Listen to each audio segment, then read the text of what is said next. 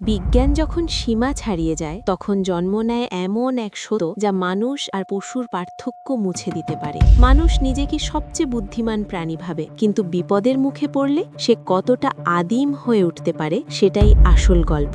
আজ আমরা কথা বলবো প্রাইমেট 2026 সিনেমা নিয়ে। এই গল্পটা মানুষ আর তার ভেতরের প্রবৃত্তির সংঘর্ষ নিয়ে। সভ্যতা এখানে একটা পাতলা আবরণ, যেটা ভয়, টিকে থাকার লড়াই আর ক্ষমতার সামনে ধীরে ধীরে ভেঙে পড়ে। গল্প এগোতে থাকলে বোঝা যায় বিপদ শুধু বাইরে থেকে আসে না, অনেক সময় সেটা জেগে ওঠে মানুষের ভেতর থেকেই। প্রাইমেট কোনো সাধারণ থ্রিলার না। চাপের মধ্যে পড়লে মানুষ কি যুক্তি বেছে নেয়, না আদিম শক্তিকে? ভয় আসে এই উপলব্ধি থেকে যে সীমা ভাঙলে মানুষ আর প্রাণীর তফাৎ খুব বেশি থাকে না। এই সিনেমা শেষ হলেও ভাবনাটা থেকে যায়, আমরা আসলে কতটা সভ্য।